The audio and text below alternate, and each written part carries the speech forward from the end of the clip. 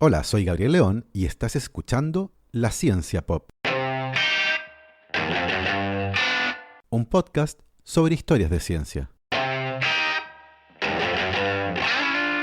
La historia de la ciencia está llena de descubrimientos accidentales, descubrimientos que nos han permitido entender mejor la naturaleza del universo, curar enfermedades o comprender mecanismos que hasta hace poco estaban ocultos. El día de hoy repasaremos algunos accidentes de laboratorio, pero estos accidentes nos permitieron entender de manera dramática la peligrosidad de algunos compuestos y también lo complejo que puede resultar intentar trabajar con algunos organismos patógenos. Y les recuerdo como siempre que si les gusta este proyecto y lo quieren apoyar, lo pueden hacer a través de mi cuenta en Patreon. Para eso vayan a www.patreon.com/lacienciapop y se pueden inscribir para hacer un aporte mensual a este podcast. Agradezco como siempre los aportes de Sebastián Toledo, Alberto Montt y Laura, Claudia D'Alenson, Diego Molina, Macarena Vergara, Pedro Maldonado, Hernán y Lucas Castillo, Sandra Galás, Ana Lucía Luna, Cristian Subiabre, Romina Mattioni, Simón Castillo Riedemann, Diego Socias, Luciano Cisterna, Ricardo Yáñez, Fernando Montenegro, Matías van der Straten, Francisco Soto, la familia Flores Noguer, Leonor Echeverría, Sergio Espinosa, Rafaela Hidalgo, Marcela Martínez, Cristóbal Orellana, Diego Riquelme, Gastón Bravo Repol, Ignacio Rojas Santelices, Julieta Cortés Espinosa, Cazuela Gallardo, Constanza Jabal, Florencia Castañeda, Diego Caro, Bernardo Arévalo, Claudio Oyarzo y Toña, Sebastián Beche, Cirilo Fede y Pola y Sergio Áñez.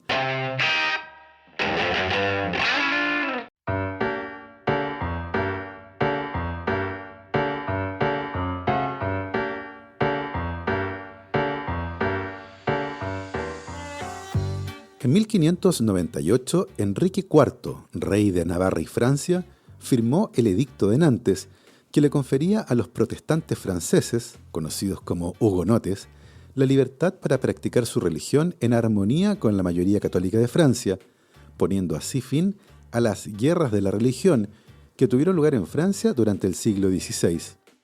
Sin embargo, en 1685, el Edicto de Nantes fue revocado por el rey Luis XIV, lo que generó un conflicto social de marca mayor y de paso hizo que muchos franceses protestantes emigraran hacia el Reino Unido. Esta ola de migración tuvo varias consecuencias, pero para esta historia la más relevante tiene que ver con la fabricación de sombreros. Los fabricantes de sombreros franceses habían desarrollado un proceso para elaborar fieltro a partir de piel de conejo que era mucho más eficiente que los existentes previamente.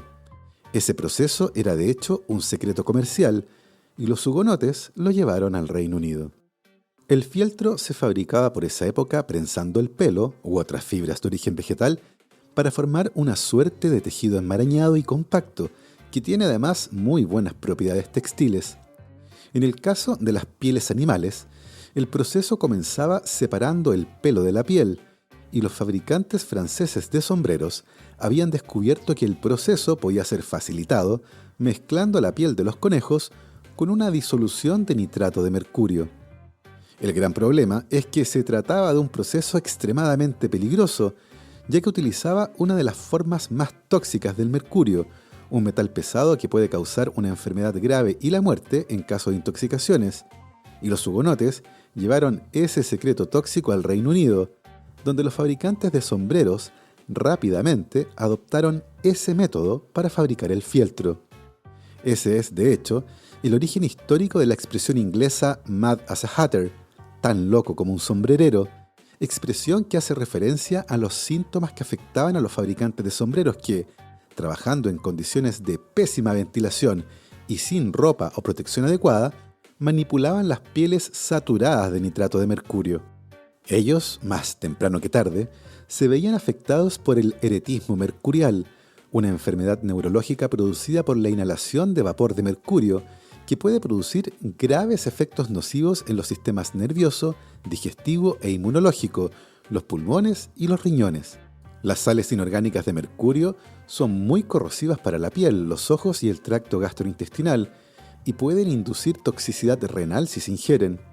Los trastornos neurológicos y del comportamiento pueden observarse después de la inhalación, la ingestión o la exposición a través de la piel de diferentes compuestos de mercurio. Los síntomas incluyen temblores, insomnio, pérdida de memoria, efectos neuromusculares, dolor de cabeza y disfunción cognitiva y motora.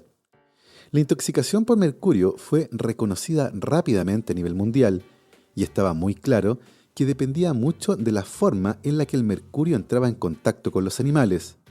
Por ejemplo, el mercurio elemental era menos tóxico que algunas formas como el metilmercurio o dimetilmercurio. Sin embargo, durante mucho tiempo no estuvo del todo claro cuáles eran las dosis peligrosas de cada forma de mercurio y cómo los síntomas cambiaban con las dosis a la que una persona quedaba expuesta. Esta información, lamentablemente, comenzó a conocerse de la peor forma posible. Primero, la tragedia afectó a Japón, cuando en la década de 1950, los gatos que habitaban en la bahía de Minamata comenzaron a manifestar curiosos síntomas que fueron conocidos como la fiebre de los gatos danzantes. Y claro, no es que los gatos estuvieran bailando, estaban teniendo convulsiones. Muy pronto, niños y adultos de la zona comenzaron a manifestar síntomas como ataxia, entumecimiento en las manos y los pies, debilidad muscular general, pérdida de la visión periférica y daño a la audición y el habla. En casos extremos, la psicosis, parálisis, coma y la muerte ocurrían a las pocas semanas de la aparición de los síntomas. El culpable de esta tragedia ambiental fue la empresa química Chiso, que se había instalado en la zona 50 años antes y que en uno de sus procesos industriales comenzó a usar metilmercurio en 1950, compuesto que era descartado en la bahía, acumulándose en peces y mariscos. Los graves daños causados por esta empresa tardaron años en ser reconocidos por las autoridades, lo que se tradujo en miles de afectados. Recién el año 2004, la justicia japonesa le ordenó a la compañía que se hiciera cargo de la descontaminación de la zona, y además esta empresa ha debido compensar económicamente a todos los afectados. Esta tragedia fue la primera en alertar sobre los peligros de la ingesta de compuestos orgánicos de mercurio, pero lamentablemente no fue la última. Durante los meses de septiembre y octubre de 1971, un embarque con 73.000 toneladas de trigo llegó a Irak, procedente de Estados Unidos y México. El grano fue comprado por el gobierno iraquí y estaba destinado a la siembra, no al consumo humano. El vicepresidente de Irak, un joven llamado Saddam Hussein, y que había trabajado en el Departamento de Agricultura iraquí, había decidido comprar granos para tratar de resolver el problema de la escasez generado por una gran sequía que había afectado al país. Saddam Hussein también tomó la decisión de importar grano tratado con un fungicida basado en metilmercurio, grano que fue comprado en grandes cantidades y de manera tardía, de tal forma que, cuando el trigo finalmente llegó a Irak, la temporada de siembra ya había pasado en varias zonas del país. Este hecho hizo que cuando el gobierno distribuyó de manera gratuita el trigo, los agricultores no pudieran sembrarlo, por lo que decidieron fabricar harina con él y usarlo directamente para consumo humano. Las bolsas de trigo de una variedad llamada Mexipack estaban etiquetadas en castellano o inglés, y en ellas se advertía que el grano no debía usarse para consumo humano, ya que los granos de trigo habían sido tratados con metilmercurio y que solo debía usarse para la siembra. Desafortunadamente, estas advertencias no fueron comprendidas por las diferencias en el idioma.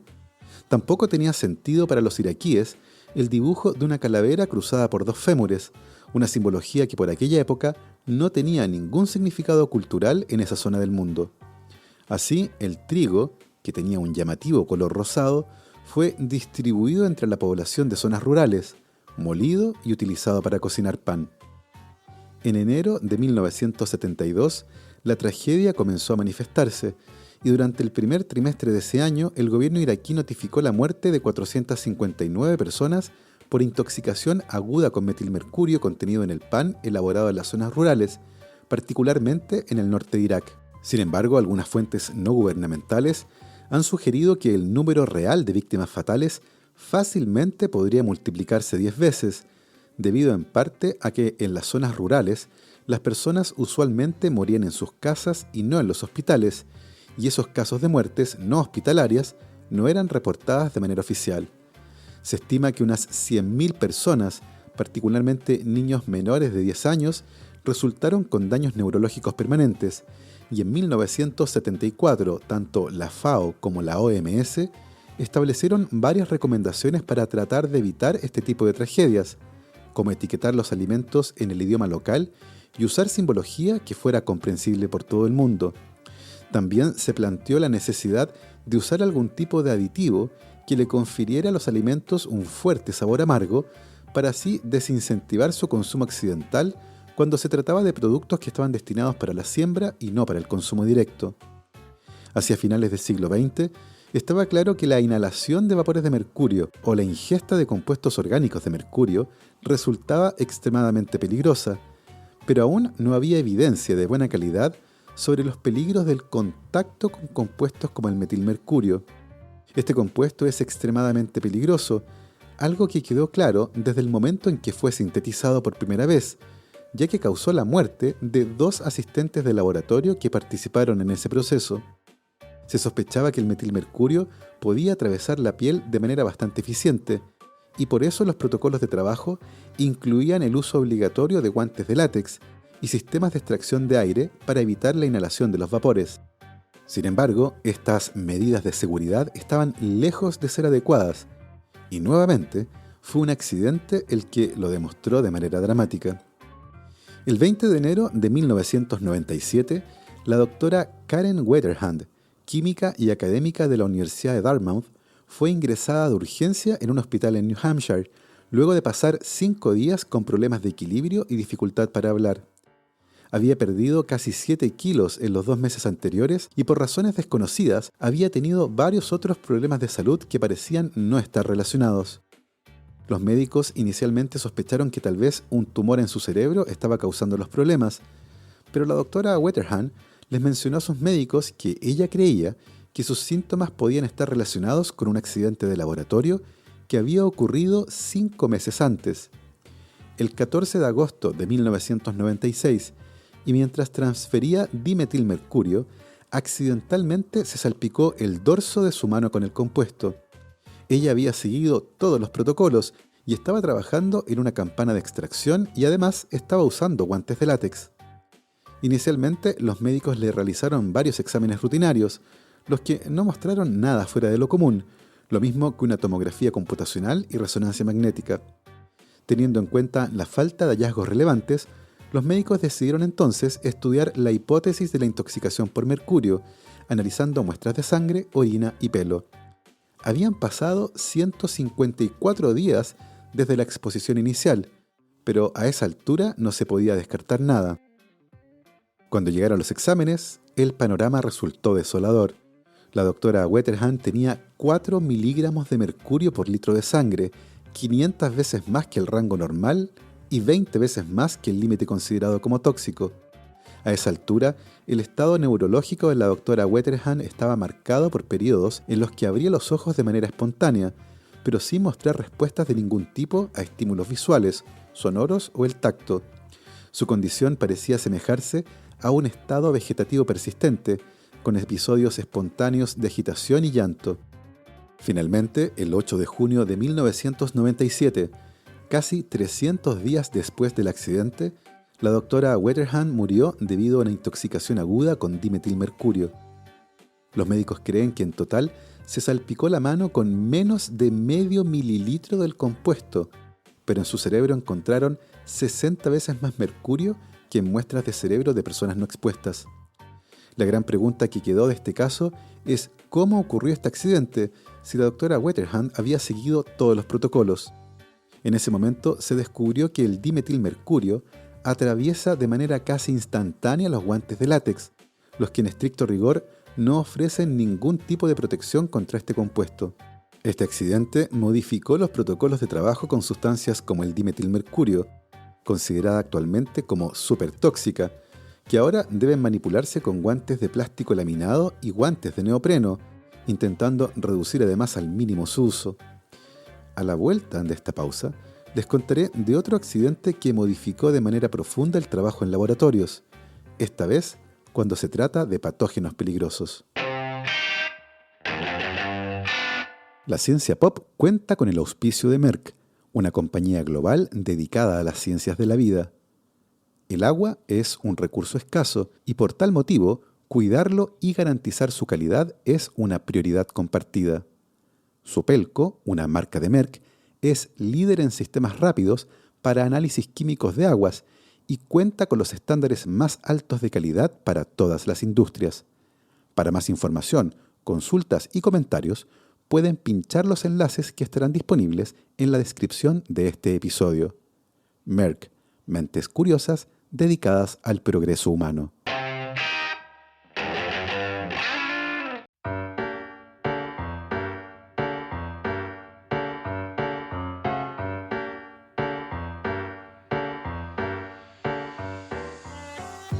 En 1973, el doctor Jean-Jacques Muyembe acababa de obtener su doctorado en el Instituto de Investigación Médica Rega, en la Universidad Católica de Lovaina, en Bélgica, y perfectamente bien podría haberse quedado en Europa, pero decidió regresar al Congo, o lo que entonces se conocía como Zaire, país que solo recientemente había logrado la independencia de Bélgica y que era el lugar de origen del doctor Jean-Jacques Muyembe. Cuando llegó de vuelta a su país, no tenía laboratorio ni las condiciones adecuadas para realizar investigaciones científicas como las que tenía en mente, por lo que decidió tomar un trabajo como epidemiólogo de campo. Y estaba en eso cuando en 1976 fue llamado para estudiar un brote de una misteriosa enfermedad en el centro del Congo. Mucha gente había muerto de algo que se parecía a la fiebre amarilla o la malaria, pero nadie estaba muy seguro de lo que era. Muyembe llegó a un hospital casi vacío, y al día siguiente, cuando la gente del pueblo se enteró de que un científico había sido enviado por el gobierno central en Kinshasa, comenzaron a hacer fila en el hospital con la esperanza de que el médico tuviera medicamentos para ellos. Muyembe comenzó a hacer exámenes físicos a quienes se acercaban buscando ayuda, pero las condiciones del hospital eran paupérrimas. No tenían guantes de látex ni muchos materiales, así que comenzó por lo básico: tomar muestras de sangre. Sin embargo, notó con mucha preocupación que cuando retiraba las agujas desde el cuerpo de algunos pacientes, la sangre brotaba del sitio del pinchazo como si fuera una herida. Era la primera vez que veía algo así. Los dedos de Muyembe quedaron bañados en sangre, así que procedió a lavarse las manos, pero fue realmente la suerte lo que impidió que contrajera una infección. Él supo de inmediato que se estaba enfrentando a algo que nunca había visto, una enfermedad extremadamente violenta y letal, una enfermedad que partía con fiebre alta y dolor de cabeza, pero que a los pocos días hacía brotar sangre por diferentes partes de los cuerpos de quienes se infectaban. La muerte era el desenlace más común. Muyembe persuadió a una de las monjas belgas que estaba infectada para que volara con él a Kinshasa. Tomó muestras de sangre antes de que ella muriera y las envió a Bélgica, donde tenían un microscopio electrónico para tratar de identificar al culpable. Los científicos allí y también en Estados Unidos vieron entonces un virus pululando en la sangre. Era un virus de apariencia filamentosa. Era un virus nuevo, uno que causaba un tipo particularmente violento de fiebre hemorrágica. Y lo llamaron ébola, por un río cercano al pueblo donde todo comenzó. El virus ébola es uno de los más letales que se conoce y puede causar brotes con hasta un 90% de letalidad. Produce una enfermedad hemorrágica extremadamente violenta y se cree que el virus vive en los murciélagos de la fruta de África Central, desde donde puede pasar a los humanos que cazan y comen este tipo de murciélagos. El contagio entre humanos se produce por el contacto directo con fluidos de una persona infectada. Virus como el ébola y otros descubiertos del siglo pasado tuvieron un rol muy importante para redefinir las medidas de seguridad en los laboratorios de investigación. Nuevos equipos, instalaciones y procedimientos que deben ser seguidos de manera muy rigurosa. Pero a veces pasan cosas inesperadas. El 19 de mayo del año 2004, la científica Antonina Prenzhякova, que trabajaba en el Centro de Investigación Estatal de Virología Vector en Siberia, Rusia, murió luego de contagiarse con ébola. Siberia está suficientemente lejos de África Central y, considerando el lugar de trabajo de la doctora Prenzhякova, queda claro que su contagio se debió a un lamentable accidente de laboratorio. Se pinchó involuntariamente un dedo con una aguja contaminada con el virus ébola. Sin embargo, en la historia de la investigación con virus peligrosos, Existe otro accidente que tuvo un impacto más profundo a la hora de redefinir las medidas de contención y seguridad en los contextos en los que se trabaja con virus peligrosos. El viernes 11 de agosto de 1978, Janet Parker se sintió mal. Tenía jaqueca y dolores musculares, pero de todas formas decidió ir a su trabajo en el Departamento de Anatomía de la Universidad de Birmingham en el Reino Unido, donde ejercía como fotógrafa médica. Al principio creyó que era solo una gripe. Sin embargo, con el paso de los días, su condición fue empeorando. El miércoles 16, un médico la visitó en su casa y le recetó antibióticos, pensando que se trataba de una infección bacteriana. Sin embargo, no tuvo mejoría alguna y el jueves 24 a las 3 de la tarde, su padre la llevó al hospital, muy preocupado por el agravamiento de su estado. Fue ingresada de urgencia con fiebre alta, dolores musculares y una erupción cutánea que le cubría gran parte del cuerpo. La incredulidad de los médicos al verla fue total. Janet Parker presentaba los síntomas de la viruela, siendo que el último caso del que se tenía registro en el mundo había ocurrido casi un año atrás, en octubre de 1977, en Somalia. ¿Cómo es posible, se preguntaban los médicos, que esta mujer pareciera tener viruela, si esta enfermedad estaba a punto de ser declarada como erradicada gracias a una exitosa campaña mundial de vacunación, impulsada por la Organización Mundial de la Salud y que comenzó a mediados de los 60? ¿Cómo era posible entonces que ella, una mujer que no había salido jamás del Reino Unido, se contagiase de viruela? El asunto debía ser tratado con el máximo cuidado.